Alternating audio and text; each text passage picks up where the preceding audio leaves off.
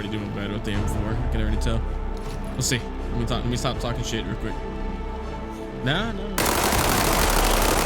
Okay, no, I'm doing better with the M4. Yeah, doing better with the M4. MWS. Yep.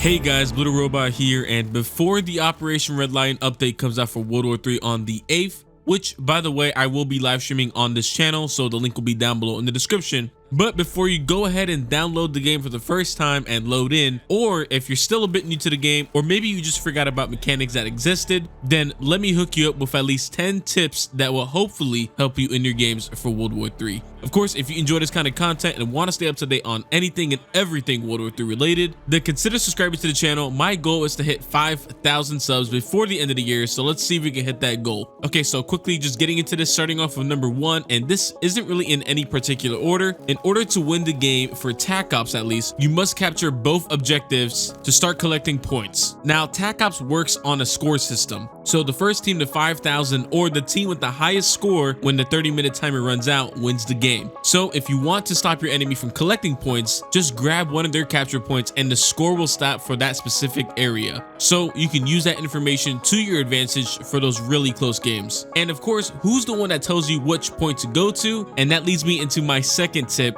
is listening to your squad leader, following their commands, and the more that you listen, the more XP you get, either defending a point or even attacking an objective. And also, as a squad leader, in order for you to tell your squad where to go, you must look at an objective and click X, or if you're in the respawn screen, you can right click on the point. And of course, to actually look at the objective and mark it, you need to press X, which is also your ping button if you double tap it. Now, speaking of X, XP is a big part of the game, and leveling up weapons takes a fair bit amount sometimes, which is my third tip. You can actually double up on the amount of guns for your loadout. So if you want to run 2 RPGs, go for it, which is actually a really good anti-vehicle class. And if you want to run 2 M4s, also go for it. And just know that you'll basically be doubling up on your XP for that weapon alone. And that really goes for anything in your loadout, strikes, etc. There's always residual XP that levels up everything in your loadout. So go for those points and get those kills. Okay, so you've been listening to your squad leader and you got a bunch of strike points now, and you want to call in an airstrike, but you bring up the tablet and there's just so much on the map, so much clutter, and it can get kind of disorienting.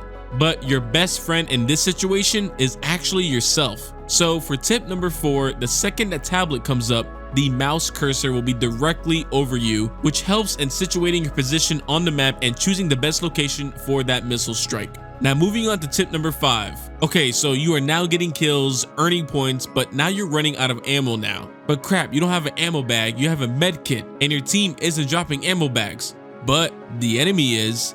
Don't worry, you can use that one instead. Now, you don't know how much is left in that bag specifically, but hey, ammo is ammo. And you can do that with anything with health, equipment, and the best part, it's free real estate.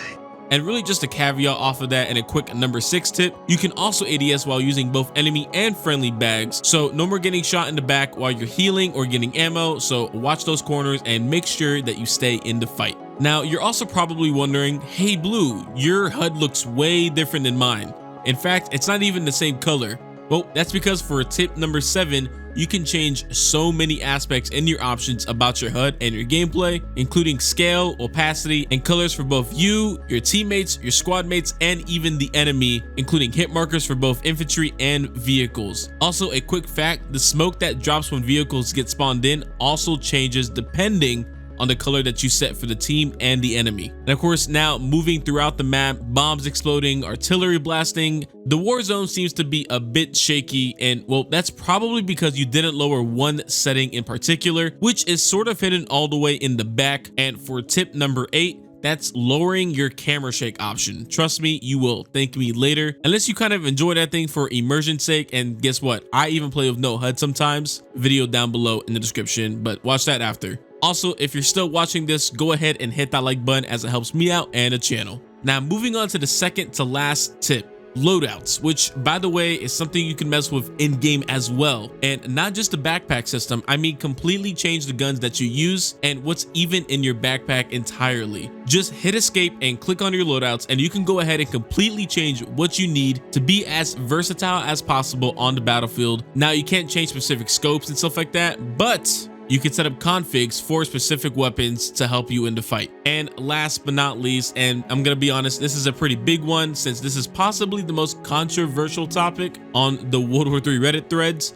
vehicles. Yes, I know they can be annoying, but it's up to you to stop them in their tracks. Literally, this is more advice than a tip or trick, but I'm gonna go ahead and say this is for tip number 10. There are plenty of ways to take out enemy vehicles out of the fight. That can range from setting mines in high traffic areas, to throwing C4 on the vehicle, to sending a loitering drone into the back of that tank, to bringing down anti-armor artillery, to striking them with a Stormbreaker, which is meant for vehicles, not the Hellfire, guys, to RPGs, and depending on the area that you hit, of course, all vehicles are weaker in the back than the front or sides, so go ahead and flank them. And you can even help as infantry or even a sniper by taking out those glowing things on top, which is their optics, to disorient the enemy vehicle and let the RPGs do the rest. Now, I know that was a big one at the end, but if you did make it all the way here, I hope this information can help you with future games, and I hope you guys are excited as I am for Operation Redline to finally drop. While I am a bit worried about the servers, as I'm sure a lot of you guys are as well, because this game has a big history with,